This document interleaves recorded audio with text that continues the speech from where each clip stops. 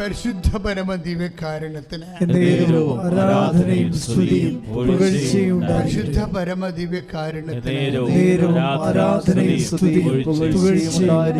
അപ്പോഴെപ്പോഴും സംഭവിക്കുന്നത് നമ്മൾക്ക് വാഗ്ദാനം നൽകാം. വിശ്വാസമുള്ള എല്ലാവർക്കും വാഗ്ദാനം നൽകാം. പക്ഷേ വാഗ്ദാനം നൽകുന്നതും വാഗ്ദാനം പ്രാപിക്കുന്നതും രണ്ട് കേസാണ്. വിശ്വാസമുള്ള എല്ലാവർക്കും വാഗ്ദാനം നൽകാം. പക്ഷെ വാഗ്ദാനം പ്രാപിക്കണമെങ്കിൽ എന്ത് വേണം? അടുത്ത ഘട്ടങ്ങളിലുള്ള സംഭവങ്ങളൊക്കെ വേണം. എന്താ വേണ്ടത്? വിശ്വാസം കൊണ്ട് നമുക്ക് വാഗ്ദാനം കിട്ടും. പക്ഷെ അത് പ്രാപിക്കണമെങ്കിലേ, അനുഭവയോഗ്യമാകണമെങ്കിലേ വേറെ രണ്ട് കാര്യം കൂടി വേണം. എന്താണത്? സ്നേഹം. അവിടെയാണ് സ്നേഹം വരണത്. പിന്നെ ഇതിൻ്റെ കാലദൈർഘ്യം വരെ കാത്തിരിക്കാനുള്ള യോഗ്യത, അങ്ങനെയാണ് പ്രത്യാശ വരണത്. കാരണം ദൈവം വാഗ്ദാനം തരുമ്പോൾ ആ ഒരു വാഗ്ദാനം പല പല ആവശ്യങ്ങൾക്കുള്ളതാണ്. അതിങ്ങനെ ഘട്ടമായിട്ട് ഇങ്ങനെ സംഭവിച്ചുകൊണ്ടേയിരിക്കും. ചിലപ്പോൾ അവസാനത്തത് സംഭവിക്കുന്നത് ചിലപ്പോൾ 40ാമത്തെ കൊല്ലത്തായിരിക്കും സംഭവിക്കുന്നത്. അപ്പം ഈ വാഗ്ദാനം പ്രാപിക്കുന്നതിന് എടുക്കുന്ന സമയത്ത് ചില കാര്യങ്ങൾക്ക് നമ്മൾക്ക് എന്ത് വേണം? എന്താ വേണ്ടത്? പ്രത്യാശ വേണം. ഈ പ്രത്യാശയോടെ കാത്തിരിക്കുന്ന കാലത്ത് ചിലപ്പോൾ പലതരത്തിലുള്ള ആക്രമണങ്ങളുണ്ടാവും, വിശ്വാസാക്രമണങ്ങൾ ഉണ്ടാവും. ഇപ്പം നമ്മൾ പെട്ടെന്ന് നമ്മൾ വാഗ്ദാനം പ്രാപിക്കണമെങ്കിൽ പ്രശ്നമില്ല. പക്ഷെ അതുകൊണ്ട് ആ പെട്ടെന്നുള്ള വാഗ്ദാനം പ്രാപിക്കുന്ന ആ ഒരു അതുകൊണ്ട് നമുക്ക് ലോങ് ടേണിൽ പ്രയോജനമില്ല. എന്താ കാര്യം? ക്യാഷ് ആൻഡ് കൈൻഡായിട്ട് ഫിസിക്കൽ ബ്ലെസ്സിങ്സ് ആയിട്ട് നമുക്ക് കിട്ടുന്നു, യൂസ് ആൻഡ് ത്രോ ആയിട്ടത് പോകുന്നു. പക്ഷേ നിത്യതയ്ക്ക് പ്രയോജനം ഉണ്ടാകണമെങ്കിൽ കാത്തിരുന്ന് പ്രാപിക്കണം. നിത്യതയ്ക്ക് പ്രയോജനം ഉണ്ടാകണമെങ്കിൽ കാത്തിരുന്ന് പ്രാപിക്കണം. കാത്തിരുന്ന് വാഗ്ദാനം പ്രാപിക്കണമെങ്കിൽ അവിടെ നമുക്ക് വിശ്വാസം മാത്രം പോരാ. അതിനെന്ത് വേണം? പ്രത്യാശ വേണം. പ്രത്യാശ നമ്മളെ നിരാശരാക്കുന്നില്ല. എന്താണ്? പ്രത്യാശ നമ്മളെ നിരാശരാക്കുന്നില്ല. നമ്മൾ ചിന്തിയിരിക്കുന്ന പരിശുദ്ധാത്മാവിനാൽ ദൈവത്തിൻ്റെ സ്നേഹം എന്തെന്ന് നമ്മൾ അറിയുന്നു. അപ്പം കാത്തിരിപ്പ് എന്താ വേണ്ടത്? പരിശുദ്ധാത്മാവിന് വേണം. മനസ്സിലായില്ലേ? ഒരു കാര്യം പെട്ടെന്ന് നീ ഇപ്പം കല്യാണം കെട്ടണില്ല, അല്ലെങ്കിൽ കല്യാണം നിനക്ക് ഒക്കണില്ല, അല്ലെങ്കിൽ കടങ്ങൾ മാറണില്ല, അല്ലെങ്കിൽ നിനക്ക് വീട് വെക്കണില്ല, അങ്ങനെ നിൻ്റെ ജോലി ശരിയാകണില്ല നമ്മൾ നിനക്ക് പെട്ടെന്ന് നിനക്ക് ഈ സാധനം സാധിച്ചാൽ നിനക്ക് ആ ജോലി മാത്രം കിട്ടും. അതുകൊണ്ട് കാശ് കിട്ടും. കാശ് കൊണ്ട് വീട് വെക്കാം, ഗ്യാസ്, ഭക്ഷണം കഴിക്കാം. പിന്നെ ഈശോ പറഞ്ഞ പോലെ അത് മറപ്പുര വിസർജിക്കുന്നു, തീരുന്നു. ആ ചാപ്റ്റർ ക്ലോസ് ചെയ്യും. അനുഗ്രഹം പെട്ടെന്ന് കിട്ടുന്ന അനുഗ്രഹങ്ങളിലൊക്കെ ഒരു കുഴപ്പം അതാ. എപ്പോഴും വരണതിൽ അനുഗ്രഹം ലാഗ് ചെയ്യണം. എന്താ കാര്യം? അവിടെ പ്രത്യാശയോടെ കാത്തിരിക്കുന്ന അനുസരിച്ച് കൊണ്ട് എന്ത് പറ്റും? അതോടുകൂടി നമ്മൾ കുറേ ആ വിഷയത്തിൽ സമർപ്പണം. ഈ സമർപ്പണം കൊണ്ട് മാതാപിതാ കർത്താവിൻ്റെ ദാസ്യം എന്ന് പറഞ്ഞില്ലേ, അതാണ് സമർപ്പണം. അങ്ങനെ വചനം പോലെ എന്നിൽ നിറവേറട്ടെ എന്ന് പറഞ്ഞു കഴിഞ്ഞാൽ എബ്രാഹത്തിന് സംഭവിച്ച പോലെ ഒരു 10 കൊല്ലം കഴിഞ്ഞാണ് മറിയം പ്രഗ്നൻ്റ് ആകണമെങ്കിലും അതിന് വരെ മറിയം ഒപ്പിട്ട് കൊടുത്തിരിക്കുകയാണ്.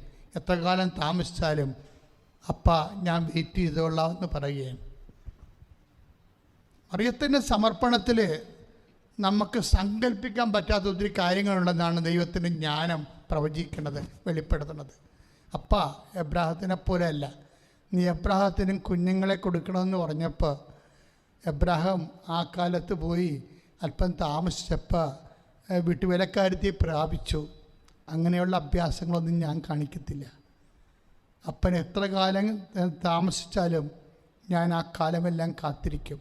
അതാണ് സമർപ്പണം എന്ന് പറയുന്നത്. അത് സ്നേഹത്തെക്കാൾ വലുതാണ് സംഭവം. മരിയനെന്ന് പറഞ്ഞു കഴിഞ്ഞാൽ പഠിക്കണമെങ്കിൽ, യേശുവിനെ ദൈവത്തെ പഠിക്കണമെങ്കിൽ മരിയൻ കോളേജിൽ പഠിക്കാതെ നമുക്ക് പഠിക്കാൻ പറ്റത്തില്ല. കാര്യം പഠിക്കാൻ പറ്റും, നമുക്ക് കിട്ടുന്ന തിയറിയാണ്. ഇതെന്ന് പറയുന്നത് പ്രാക്ടിക്കൽ ഉൾപ്പെടെയാണ് നമുക്ക് കിട്ടുന്നത്. മരിയൻ ശ്രുതികട്ടെ ശ്രുതികട്ടെ. ഹല്ലേലൂയ. ആരാധന ആരാധന ഹല്ലേലൂയ ഹല്ലേലൂയ ഹല്ലേലൂയ ഹല്ലേലൂയ. ഉയർത്തിക്കൊണ്ട് സ്തുതിക്കുന്നു കർത്താവേ, ഞങ്ങൾക്ക് നൽകുന്ന വലിയ പ്രബോധനങ്ങളെ ഹല്ലേലൂയ യേശുവേ യേശുവേ ആരാധന ആരാധന വചനങ്ങളെ ഉടമ്പടിയെടുത്ത ഓരോ മക്കളെയും സ്പർശിക്കണമേ കർത്താവേ. ഓൺലൈൻ ഉടമ്പടിയെടുത്ത് പ്രാർത്ഥിക്കുന്നവരെ സ്പർശിക്കണമേ കർത്താവേ. ഹല്ലേലൂയ ഹല്ലേലൂയ ഹല്ലേലൂയ ഹല്ലേലൂയ. ദൈവത്തോട് എന്തു ചെയ്തു നന്ദി ചൊല്ലിടും. ദൈവസ്നേഹത്തോടെ പാടാം. എന്റെ കൊച്ചു ജീവിതത്തെ നിന്റെ മുൻപിൽ കാഴ്ചയിടാം. ഇത്ര നല്ല ദൈവത്തോട് എന്തു ചെയ്തു നന്ദി ചൊല്ലിടും. എന്റെ കൊച്ചു ജീവിതത്തെ നിന്റെ മുൻപിൽ കാഴ്ചയിടാം. ശ്രുതികട്ടെ. ഹല്ലേലൂയ ഹല്ലേലൂയ ഹല്ലേലൂയ. യേശുവേ ആരാധന ചെയ്തു നന്ദി ചൊല്ലിടും. യേശുവേ ആരാധന. എന്റെ കൊച്ചു ജീവിതത്തെ യോഗങ്ങളെ സ്പർശിക്കണമേ, സാന്നിധ്യം വെളിപ്പെടുത്തണമേ. യേശുവേ ആരാധന. ദൈവത്തോട്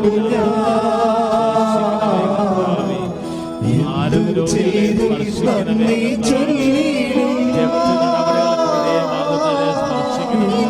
കൊച്ചു ജീവിതത്തെ കൊറോണ വൈറസ് അത്ര നല്ല ദൈവത്തോട് പരിശുദ്ധ പരമദിവ്യകാരുണ്യത്തിന്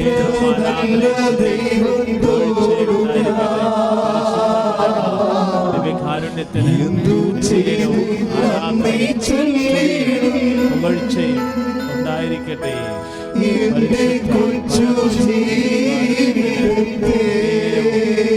ആരാധനയും സ്തുതിയും പുകഴ്ചയും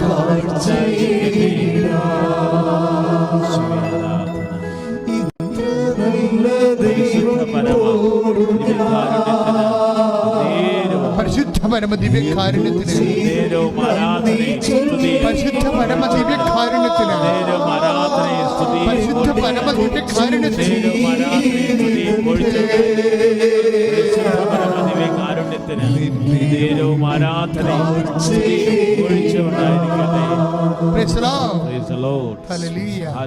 മക്കൾ സന്തോഷത്തോടെയാണ് ഈ ധ്യാനത്തിൽ പങ്കെടുക്കേണ്ടത്.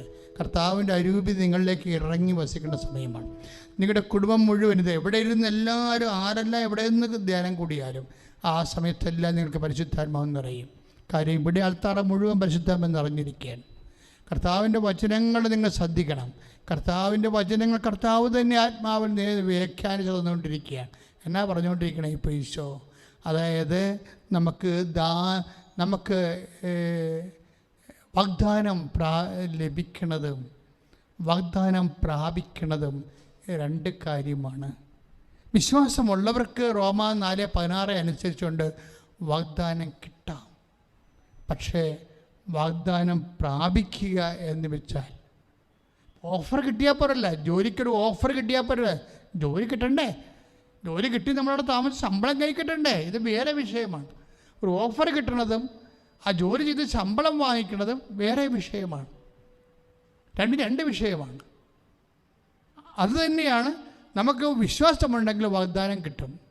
പക്ഷെ വാഗ്ദാനം പ്രാപിക്കണമെങ്കിൽ എന്ത് വേണം? 3-4 കാര്യങ്ങൾ വേണം. ഒന്ന്, സ്നേഹം വേണം. പിന്നെന്താണ്? പ്രത്യാശ വേണം. ഈ പ്രത്യാശയോടെയുള്ള സ്നേഹം കർത്താവിൻ്റെ മനസ്സിലെ കാലതാമസം എന്തുമാത്രം ഉണ്ട് ആ കാലതാമസത്തിൻ്റെ കാലങ്ങളിലെല്ലാം കർത്താവ് നിർവഹിക്കുക. അതായത് എൻ്റെ സഹോദരങ്ങളെ, നിങ്ങൾ എന്നെ ശ്രദ്ധിക്കുക. അതായത് ഒരു കാരണവശാലും ഒരു ഫ്യൂട്ടൈലായിട്ടുള്ള ഒരു കാലവിളംബം ഒരിക്കലും ദൈവഭാഗത്തുനിന്നും ഉണ്ടാകത്തില്ല. അതായത് ഒരു പ്രയോജനമില്ലാത്ത ഫലരഹിതമായ ഒരു കാലദൈർഘ്യം ഉണ്ടാകത്തില്ല. നമ്മളുടെ പ്രശ്നം എന്ന് പറയണത് ഈ കാലദൈർഘ്യം നമ്മൾ ഈ ഭൗതിക ഫലത്തെ മാത്രം കണ്ണുനട്ടിരിക്കുമ്പോഴാണ് കാലദൈർഘ്യം, ദൈവം വരുത്തുന്ന കാലദൈർഘ്യത്തെക്കുറിച്ച് നമ്മൾ അന്ധന്മാരായി പോകുന്നത്. കർത്താവ് അന്ധന്മാരെക്കുറിച്ച് പറയുന്നുണ്ട്.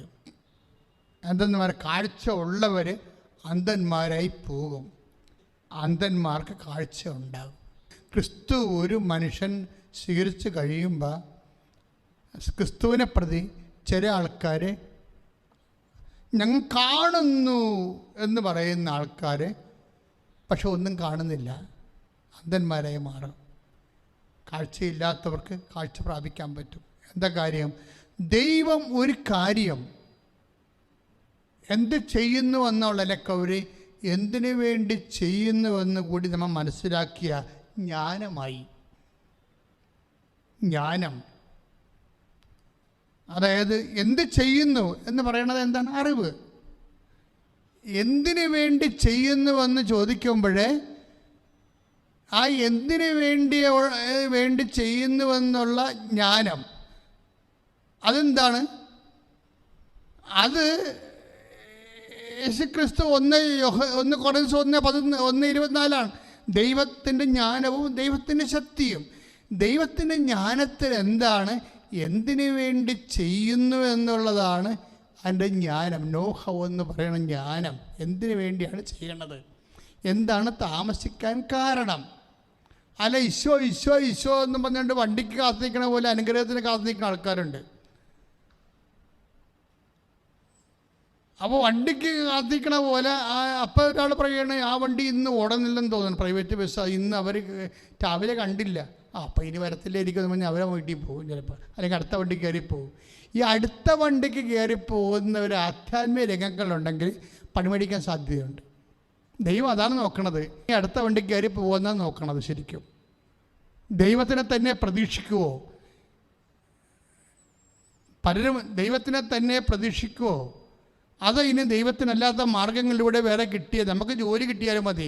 സത്താൻ വർഷിപ്പാനും ശരി, എന്നാ കുന്തമായാലും ശരി, ഇനി ദൈവത്തെ തള്ളിപ്പറയുന്ന വിഷയമായാലും ശരി, നമ്മൾ റെഡിയാണ്. നമുക്ക് ജോലി കിട്ടിയാൽ മതി, അടുത്ത വണ്ടിക്ക് തല വെക്കുക എന്നാണ് നോക്കണത്. അതൊരു വിഷയമാണ്. ലാഗ് ചെയ്യുമ്പോൾ ശ്രദ്ധിക്കേണ്ടത് ദൈവം നിങ്ങളുടെ, അല്ലെങ്കിൽ ലാഗ് ചെയ്യുമ്പോൾ ഒരു വിഷയം ലാഗ് ചെയ്യുമ്പോൾ അല്ലെങ്കിൽ കഷ്ടത വർദ്ധിക്കുമ്പോൾ ദൈവം എന്താണ് അതിൽ നിന്ന് ഉദ്ദേശിക്കുന്നത്? നിൻ്റെ വിശ്വാസമല്ല, വിശ്വസ്തതയാണ്. അച്ഛൻ കഴിഞ്ഞ പ്രാവശ്യം പറഞ്ഞിരുന്നത് ഇപ്പോൾ ഒന്നിനും ഓർപ്പിക്കുകയാണ്. സങ്കീർത്തനം 119:75 സ്തുതികട്ടെ സ്തുതികട്ടെ ഹല്ലേലൂയ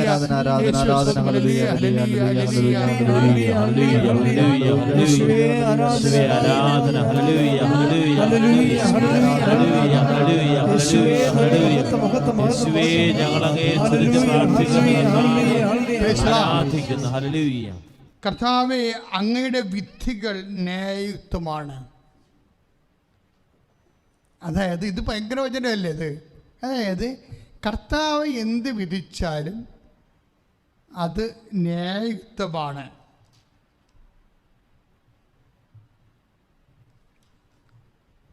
അപ്പോൾ ഒരു വിശ്വാസിയുടെ വിശ്വാസത്തിൻ്റെ പ്രധാനപ്പെട്ട നിലപാടാണ് ദൈവത്തിൻ്റെ ഭാഗത്തുനിന്ന് എന്തെനിക്ക് കിട്ടിയാലും അത് നീതിയാണെന്ന്. അത് ദൈവത്തിൻ്റെ നീതിയാണ്. എന്താ ദൈവത്തിൻ്റെ നീതി എന്ന് പറഞ്ഞാൽ എന്താണ്? എന്നെ സംബന്ധിക്കുന്ന ദൈവത്തിൻ്റെ തിരുമനസ്സ്, അതാണ് സംഭവം. ഇപ്പം എനിക്ക് മക്കളില്ല, എൻ്റെ ചേട്ടനുണ്ട്, അനിയത്തിക്കുണ്ട്, പെങ്ങൾക്കുണ്ട്, എല്ലാവർക്കും മക്കളുണ്ട്, എനിക്ക് മാത്രം മക്കളില്ല. അതുകൊണ്ട് എന്താ പറ്റണത്? ഇപ്പം ഞാൻ ദത്തെടുക്കാൻ പോകുമ്പോൾ എൻ്റെ അനിയത്തി എൻ്റെ ചേട്ടനൊക്കെ കണ്ണുരുട്ടും. എന്താണ് ഇവിടുത്തെ മക്കളെ പോരാഞ്ഞിട്ടാണ് നീ വേറെ കണ്ടവൻ്റെ മക്കൾ ദത്തെടുക്കുന്നത്? അവരുടെ ഉദ്ദേശം എന്താണ്? ഇവർ മക്കളില്ലാതെ ജീവിച്ചു കഴിഞ്ഞാൽ അവരുടെ സ്വത്ത് അടിച്ചു മാറ്റാമെന്നായിരിക്കും ചിലപ്പോൾ ചേട്ടൻ ഉദ്ദേശിക്കുന്നത്. എല്ലാ ചേട്ടന്മാരും അങ്ങനെ ഉദ്ദേശിക്കണമെന്നില്ല. പക്ഷേ ഇങ്ങനെയുള്ള എല്ലാത്തിനും ഉടങ്കൊല്ലി. ചില ആൾക്കാർ വീട്ടിൽ നിന്ന് ഇറങ്ങിപ്പോകത്തില്ല. അനിയന് മക്കളില്ല, ചേട്ടന് മക്കളില്ലെന്ന് കഴിഞ്ഞാൽ പിന്നെ ഇറങ്ങിപ്പോകത്തില്ല. എന്താ കാര്യം? ഈ വീട് വേറെ സഹോദരങ്ങൾ കൊണ്ടുപോകും എന്ന് പറഞ്ഞുകൊണ്ട് അവിടെ തന്നെ പെറ്റും അവിടെ തന്നെ താമസിക്കും. എന്താ കാര്യം? എന്നിട്ട് പ്രാർത്ഥിക്കുന്നത് എന്തിനാണ്? അനിയന് പണ്ടാരക്കാലം ഒരു കാലത്തും കുഞ്ഞുങ്ങളുണ്ടാകില്ല എന്നാണ് പ്രാർത്ഥിക്കുന്നത്. അവിടെയാണ് പ്രശ്നം കിടക്കുന്നത്. അവിടെ അതായത് കർത്താവിൻ്റെ വചനം നമ്മൾ ദുഷ്ടലാക്കോട് മനസ്സിൽ വെച്ചുകൊണ്ട് കർത്താവിൻ്റെ വചനം അനുസരിച്ചല്ല ജീവിക്കണമെങ്കിലേ. ഇപ്പം ചില സമയത്ത് നമ്മുടെ ജീവിതത്തിൽ പലതരത്തിലുള്ള പ്രശ്നങ്ങളുണ്ടാകും. ചില സമയത്ത് നമ്മൾക്ക് അധ്വാനിച്ചിട്ട് നമ്മളെ കൊണ്ട് അധ്വാനിക്കുന്നതുകൊണ്ട് ഇപ്പം നിശാന്ത് പറഞ്ഞില്ലേ, എൻ്റെ അധ്വാനം കൊണ്ട് ഒന്നും നടക്കുമെന്ന് തോന്നണില്ല, കർത്താവ് തന്നെ ഇടപെടണം. അതന്നെയല്ലേ അപ്പോസ്തലന്മാർ പറഞ്ഞത്. അപ്പോസ്തലന്മാരെന്താ പറഞ്ഞത്? കർത്താവ് രാത്രി മുഴുവനും പണിപ്പെട്ടിട്ട് ഞങ്ങൾക്കൊന്നും കിട്ടിയില്ല, പക്ഷേ ഞങ്ങൾ ഉടമ്പടി ചെയ്യാമെന്ന്. അതാണ് സംഭവം. ലൂക്ക 1:5 എന്ന് പറഞ്ഞ ഉടമ്പടി വചനമാണ്. രാത്രി മുഴുവൻ അധ്വാനിച്ചിട്ട് ഞങ്ങൾക്കൊന്നും കിട്ടിയില്ല, പക്ഷേ ഞങ്ങൾ ഉടമ്പടി ചെയ്യാം. വായിച്ചേ. ശിമയോൻ പറഞ്ഞു, ഗുരു രാത്രി മുഴുവൻ അധ്വാനിച്ചിട്ടും ഞങ്ങൾക്കൊന്നും കിട്ടിയില്ല. എങ്കിലും നീ പറഞ്ഞതനുസരിച്ച് ഞാൻ വലയിറക്കാം. That's okay. അതല്ലേ ഉടമ്പടി എന്ന് പറയണത്. ഉടമ്പടി ഇല്ലാത്ത എന്തെങ്കിലും അത്ഭുതങ്ങളുണ്ടാ? നീ പറഞ്ഞതനുസരിച്ച്. ഇപ്പം നിശാന്ത് എന്ന് പറയണത്, ഞാനൊരു ഓട്ടോറിക്ഷക്കാരനാണ്, എന്നെക്കൊണ്ട് ഒരു വീട് വെക്കാനോ സ്ഥലം മേടിക്കാനോ ഒന്നും പറ്റത്തില്ല, പക്ഷേ നീ പറഞ്ഞതനുസരിച്ച് അവൻ പറഞ്ഞതുപോലെ ചെയ്തുകൊണ്ട് ഞാൻ ജീവിക്കും. അപ്പോഴെന്താണ്? അപ്പോൾ ഇല്ലാത്ത മീനെ അവനുണ്ടാക്കിത്തരും. രാത്രി മുഴുവനും പണിപ്പെട്ടിട്ടെന്ന് പറയുമ്പോൾ തന്നെ ഈ വീഞ്ഞിൻ്റെ കേസല്ല. അതായത് രണ്ടും വെള്ളത്തിൽ നടന്ന അത്ഭുതങ്ങളാണ് ഇത്. വീഞ്ഞിൻ്റെതും വെള്ളത്തിൽ നടന്ന അത്ഭുതമാണ്, മീനിൻ്റെതും വെള്ളത്തിൽ നടന്ന അത്ഭുതമാണ്. പക്ഷേ ഇത് തമ്മിലൊരു ബന്ധമുണ്ട്. എന്താണെന്നറിയാവോ? ഉടമ്പടി എടുപ്പിക്കുമ്പോൾ എന്താ സംഭവിക്കണത്? രണ്ട് ഉടമ്പടി വചനങ്ങളാണ്, രണ്ടും വെള്ളത്തിൽ നടന്ന അത്ഭുതങ്ങളാണ്. രണ്ടും അവൻ പറഞ്ഞതുപോലെ ചെയ്യുക, അല്ലെങ്കിൽ നീ പറഞ്ഞതനുസരിച്ച് ചെയ്യുക. ഇപ്പം യോഹന്നാൻ 2:3 ഉടമ്പടി വചനമാണ്, അവൻ പറഞ്ഞതുപോലെ ചെയ്യുക. ലൂക്ക 5:5 ഉടമ്പടി വചനമാണ്, നീ പറഞ്ഞതനുസരിച്ച് ചെയ്യാം. ഇതെല്ലാം എന്ത് സംഭവിച്ചാൽ ഇത് രണ്ട് സംഭവവും തീർന്നു പോയ സംഭവമാണ്. ഒന്ന്, രാത്രി മുഴുവനും വേലയെടുത്തിട്ടും മീനില്ലെന്ന് പറയുമ്പോൾ എൻ്റെ അർത്ഥം എന്താ? മീനെ കടലില്ലെന്ന് എൻ്റെ അർത്ഥം. ഒരു മീനെങ്കിലും ആ കടലിൽ ഉണ്ടായിരുന്നെങ്കിൽ കർത്താവ് പറയണ എടാ ഒരു മീനുണ്ടെന്ന് പറഞ്ഞേനോ. മീനില്ല. എന്താ കാര്യം? ഒരു മീനുണ്ടെന്ന് പറയാൻ കാര്യം എന്താണ്? പണ്ട് ഒരു ടാക്സ് കളക്ടർ യേശുവിൻ്റെ അടുത്ത് വന്ന് അപ്പോസ്തലന്മാരുടെ ഗുണത്തിൽ കൊച്ചു സംസാരിച്ചിട്ട് പോയി. അപ്പോൾ ഈശോ ചോദിച്ച് വാട്ട് ദ സ്പോക്ക്? അപ്പോൾ പത്രോസ് പറഞ്ഞ് നികുതി കൊടുക്കുന്ന ആൾക്കാരാണ് വന്നിരിക്കണത്, കപ്പം നികുതി കൊടുക്കണമെന്ന് പറഞ്ഞു. അപ്പോഴേ ഈശോ ചോദിച്ച് കൊള്ളാം, നല്ല പരിപാടിയായിപ്പോയി. ശമയോനെ, ആരാ നികുതി കൊടുക്കുന്നത്? മക്കളാണോ അതോ അടിമകളാണോ? അതടിമകളാണ്. പക്ഷെ നീയായിട്ട് അവർ ഉതപ്പുണ്ടാക്കേണ്ടത്. നീ കടലിൽ പോയി ചൂണ്ടയിടുക, അപ്പോൾ നിനക്കൊരു മീൻ കിട്ടും. അതിൻ്റെ വാ പൊളിച്ച് നോക്കുക, ഒരു സ്ഥാദ്യവും കാണും, ഒരു സ്വർണ്ണ നാണയം. അതെടുത്ത് എനിക്ക് നിനക്ക് വേണ്ടി കൊടുക്കുക. ദാറ്റ് മീൻസ് ഒരു മീൻ കടലിൽ കൂടി ഓടിയാൽ കർത്താവിന് അറിയാൻ പറ്റും. അപ്പം ശമയോൻ പറയണത്, ശമയോനേക്കാൾ ഈ വിഷയത്തിൽ കർത്താവാണ് നല്ലത്. ശമയോൻ 45 കൊല്ലം കടലിൽ പോയ ആളാണ്. ശമയോൻ പറഞ്ഞത് അനുഭവജ്ഞാനമാണ്. കർത്താവ് അതിനേക്കാളും ഫിഷ് ഫൈൻഡറുള്ള ആളാണ്. ഇപ്പോൾ എല്ലാ ബോട്ടിനും വള്ളത്തിലൊക്കെ ഫിഷ് ഫൈൻഡർ ഉണ്ടല്ലോ. ഞാനും കടലിൽ പോയിട്ടുണ്ട്, ഫിഷ് ഫൈൻഡറുള്ള ബോട്ടിൻ്റെ കൂടെ പോയിട്ടുണ്ട്. എന്താണെന്നറിയാമോ? ആ ബോട്ട് വെഞ്ചരിക്കുമ്പോൾ അതുമേ ഫിഷ് ഫൈൻഡർ ഇരിക്കണ കാണുമ്പോൾ അതൊരു റെഡാറാണ്. ആ റെഡാർ ഇരിക്കണ കാണുമ്പോൾ എനിക്കൊരു ദിവസം കൗതുകം തോന്നിയിട്ട് ഞാൻ കൊച്ചി ഹാർബറിൽ നിന്ന് കടലിൽ പടിഞ്ഞോട്ട് പോയി. ബോട്ടിൽ ഈ ബോട്ടിൽ തന്നെ പോയി.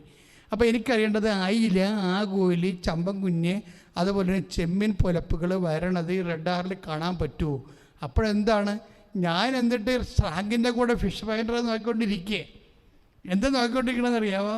അയിലേക്ക് ഇപ്പോൾ വരും. നമ്മൾ ടി വി കാണുന്ന പോലെയും അതുപോലെ ജിയോഗ്രഫി ചാനൽ കാണുന്ന പോലെ കയ്യിലേക്ക് ഒരു ആപ്പിട്ട വരാൻ. പക്ഷെ സ്രാങ്ക് ബോട്ടടിക്കാൻ പറഞ്ഞു. അതിൻ്റെ അകത്ത് മുഴുവൻ കിട്ടിയിരിക്കുന്നത് പൊടിമീനും കുറച്ച് ആഗോലിയും കുറച്ച് അയിലക്കുഞ്ഞും കുറച്ച് എല്ലാം കൂടി കിട്ടി. അപ്പം ഞാൻ ചോദിച്ചു, സ്രങ്ക് ഇതൊന്നും നമ്മൾ കണ്ടില്ലല്ലോ. കണ്ടച്ചാ? എന്താ കണ്ടത്? ഒരു അരുത്താവല് പോലെ ഒരു കുറേ കറുത്ത ഷെയ്ഡ് പോലെ പോയിക്കൊണ്ടിരിക്കുകയാണ്. സ്രാങ്കിനറിയാം അത് റീഡ് ചെയ്യാനുള്ള കഴിവുണ്ട്, അവരെ പഠിപ്പിച്ചിട്ടുണ്ട്. അതെന്ത് മീനാണെന്ന് പോലും സ്രാങ്ക് പറയും. നമുക്ക് നോക്കുമ്പോൾ കുറച്ച് നിഴൽ പോണ പോലെ തോന്നത്തുള്ളൂ, കുഞ്ഞ് അരി ഇങ്ങനെ നീങ്ങണ പോലെ തോന്നത്തുള്ളൂ അതിൻ്റെ അകത്ത്. പക്ഷേ അയാൾക്കറിയാം. ഫിഷ് ഫൈൻഡർ റഡാർ വെച്ച് ഒരു ഉപഗ്രഹം വെച്ചൊക്കെ ആൾക്കാർ ഇപ്പം മീൻ പിടിക്കുന്നുണ്ട്. ഉപഗ്രഹം നമുക്ക് പറഞ്ഞു തരും എവിടെയാണ് മീൻ നിൽക്കണത്, എവിടെയാണ് ചൊറക് നിൽക്കണത്, എവിടെയാണ് തിമിംഗലം നിൽക്കണമെന്ന്. പക്ഷേ ഇതൊന്നുമില്ലാഞ്ഞ കാലത്ത് കർത്താവ് പറഞ്ഞ് എന്താ പറഞ്ഞത്? ഒരു മീൻ നിനക്ക് കിട്ടും. അതിൻ്റെ വായിൽ പോലും കർത്താവ് നോക്കിയിട്ട് പറഞ്ഞു, അതിൻ്റെ അകത്ത് ഒരു സ്ഥാദിയോൻ ഇരിപ്പുണ്ടെന്ന് പറഞ്ഞ്, ഒരു സ്വർണ്ണ നാണയം ഇരിപ്പുണ്ടെന്ന്. അതാണ് ഈശോ. അപ്പം അങ്ങനെ വരുമ്പോൾ ഈ മനുഷ്യനോട് എന്താ പറഞ്ഞത്? നീ പറഞ്ഞത് കൊണ്ട് ഞങ്ങൾ ചെയ്യാം. കർത്താവിൻ്റെ വചനം പാലിച്ചുകൊണ്ട് ചെയ്യാമെന്നാണ് പറയണത്. കുറേ കാലത്തേക്ക് നമുക്ക് നമ്മുടെ ജീവിതം അങ്ങോട്ട് പിടിച്ചാൽ കിട്ടാത്ത രീതിയിൽ പോകണമെന്നുണ്ടെങ്കിൽ അപ്പം നിങ്ങൾ ഉടനെ ചെയ്യണം. നിങ്ങൾക്ക് ചെയ്യാവുന്ന എന്താണ്? ഉടമ്പടിയാണ്. ജീവിതം ക്രമീകരിക്കണം. എങ്ങനെ? കർത്താവിൻ്റെ വചനം അനുസരിച്ചുകൊണ്ട് ജീവിതം ക്രമീകരിക്കണം. അതിന് ഈ കാലത്ത് ഉടമ്പടി അല്ലാതെ വേറൊരു മാർഗ്ഗമില്ല. എന്താ കാര്യം? ഇത് മരിയൻ ഉടമ്പടിയാണ്. ആർക്കും വീട്ടിലിരുന്നുകൊണ്ട് അവൻ്റെ കർത്താവിൻ്റെ വചനമനുസരിച്ച് ജീവിക്കാം.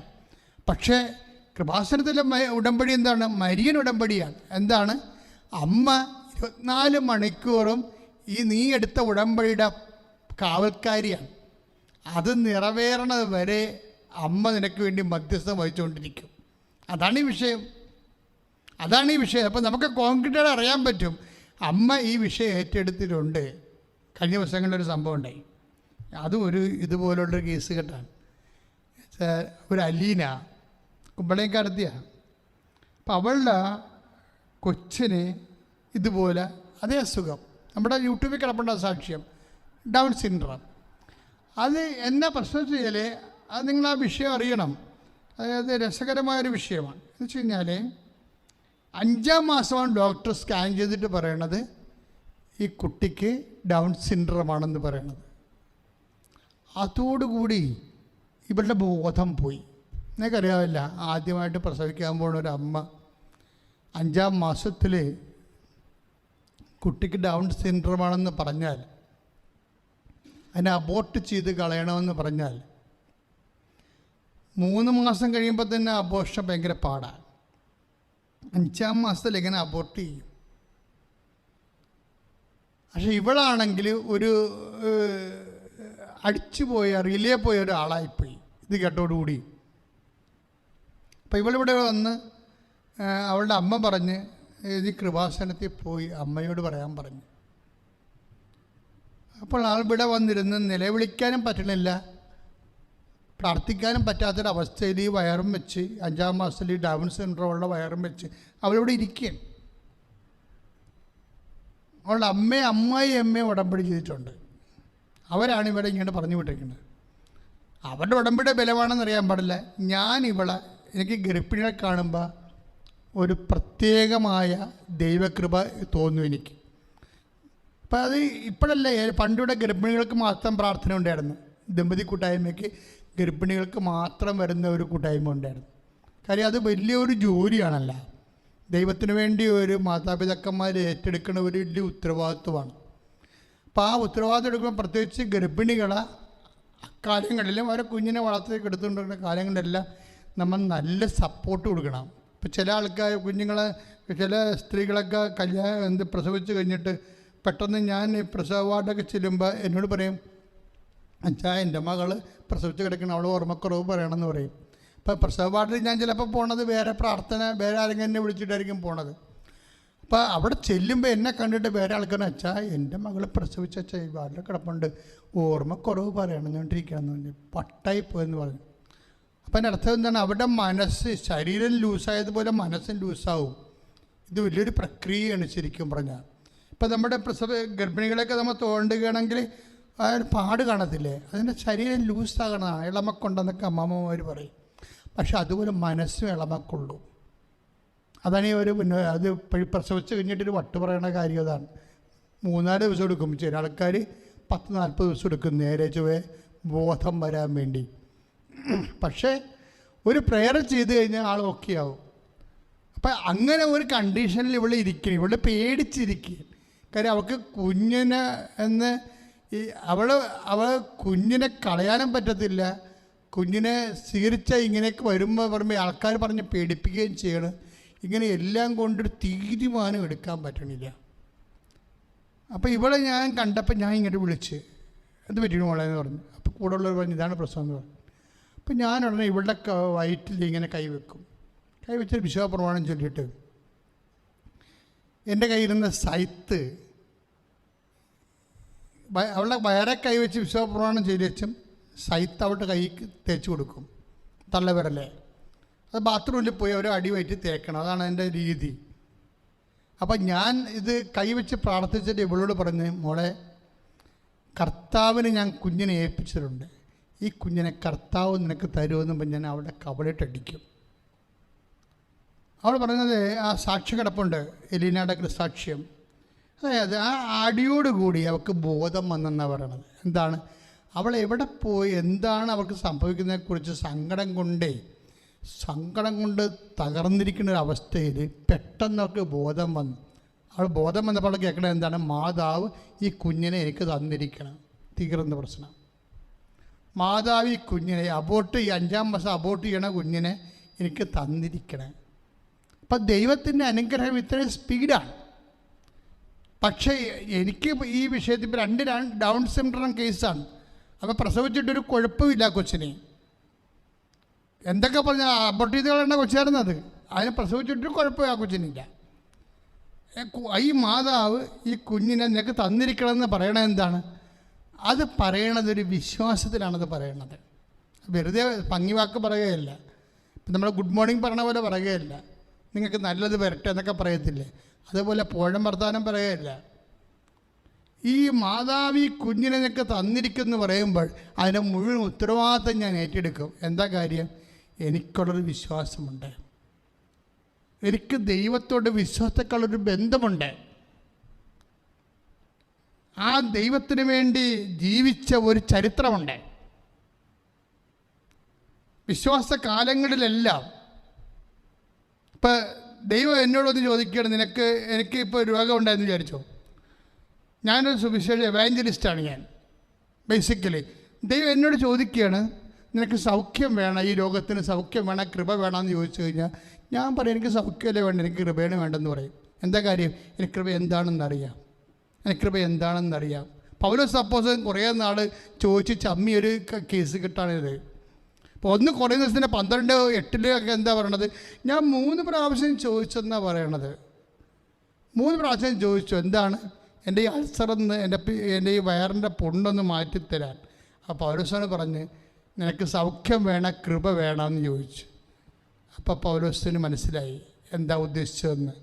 കാരണം കൃപ എന്ന് പറയുന്നത് ശക്തിയാണ്, ദൈവത്തിൻ്റെ ശക്തിയാണ്. സൗഖ്യം നമുക്ക് സൗഖ്യത്തിന് മാത്രമേ ഉപയോഗിക്കാൻ പറ്റത്തുള്ളൂ.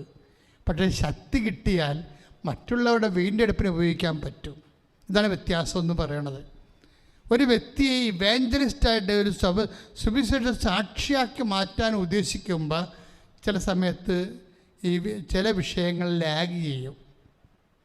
എന്തുകൊണ്ടാണ് നിങ്ങളുടെ ചില വിഷയം താമസിക്കുന്നതിൻ്റെ ഉദ്ദേശം എന്ന് പറയുന്നത്, നിങ്ങളെ ദൈവസ്നേഹത്തിൽ നിറക്കാനും നിങ്ങൾക്ക് വിശ്വസ്തത നിറക്കാനും നിങ്ങൾക്ക് ദൈവത്തെ സ്വന്തമായിട്ട് അനുഭവിക്കാനും അനുഭവിച്ച ദൈവത്തെ കൈമാറാനും വേണ്ടി കർത്താവ് നിങ്ങളെ ഒരുക്കുകയാണ്. ശ്രദ്ധിക്കട്ടെ.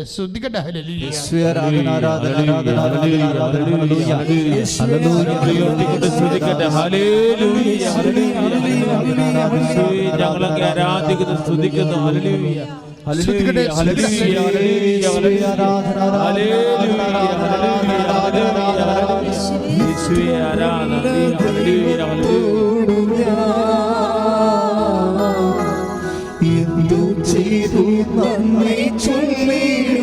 ചേർന്ന് പ്രാർത്ഥിക്കാം. എന്റെ കൊച്ചു ജീവിതത്തിൽ ദിവ്യകാരുണ്യത്തിന് നേരവും ആരാധനയും ഉണ്ടായിരിക്കട്ടെ. പരിശുദ്ധ